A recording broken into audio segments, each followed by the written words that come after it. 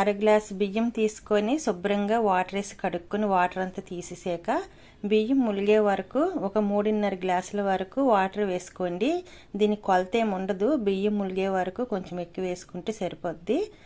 Medium ఫ్లేమ్లోనే పొంగు బయటకు రాకుండా ఉండడానికి మూతేం పెట్టుకోకుండా మెత్తగా ఉడికించుకోవాలి. మధ్య మధ్యలో ఇలా కలుపుతూ ఉండండి.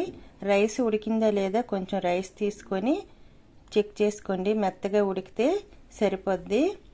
ఈ రైస్ మీడియం ఫ్లేమ్లోనే ఉడికించుకోండి. దీంట్లో కొబ్బరి కూర మీకు నచ్చినంత వేసుకోవచ్చు.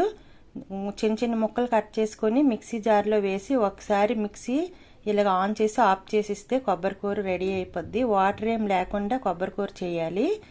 వాటర్ వేస్తే పేస్ట్ అయిపోద్ది కాబట్టి ఈ కొబ్బరి కూర అంతా వేసాక 1/2 టీ స్పూన్ వరకు సాల్ట్ వేసి మొత్తం కలుపుకోండి. ఇలా కలుపుకొని మీడియం ఫ్లేమ్లోనే ఒక 10 నిమిషాల వరకు ఉడికించుకోవాలి. ఇది 10 స్పూన్ల వరకు పంచదార వేసుకోవాలి, అంటే 1 కప్పు అవుతుంది.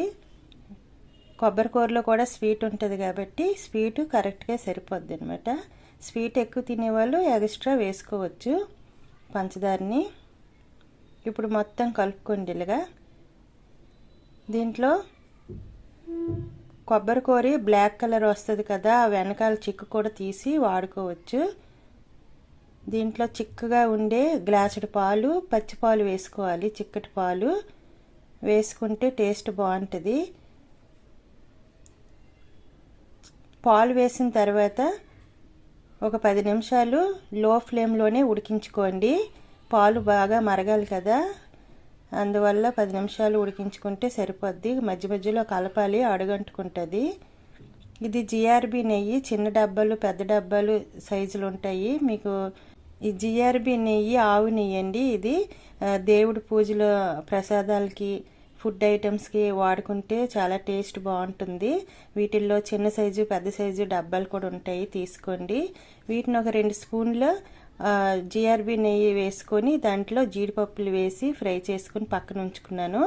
వాటిని కూడా ఇప్పుడు ఈ ఉడికిన దాంట్లో వేసుకోవాలి. ఇలా ఉడికిన తర్వాతే వేసుకోవాలి. ఇలా బుడగలు గట్టు వచ్చి ఉడుకుతుంది కదా, అలా ఉడికిన తర్వాతే వేసుకోండి. యాలక్కాయల పౌడర్ కూడా కొంచెం వేసి మొత్తం కలిపి ఒక 5 నిమిషాలు ఉడికించుకుంటే సరిపోద్ది. ఇప్పుడు స్టవ్ ఆఫ్ చేసుకోండి. ఇది కొంచెం లూజ్గా ఉన్నప్పుడే మనం స్టవ్ ఆఫ్ చేసుకుంటే చల్లగయ్యాక ఇలాగా ముద్దలాగా తయారవుతుంది.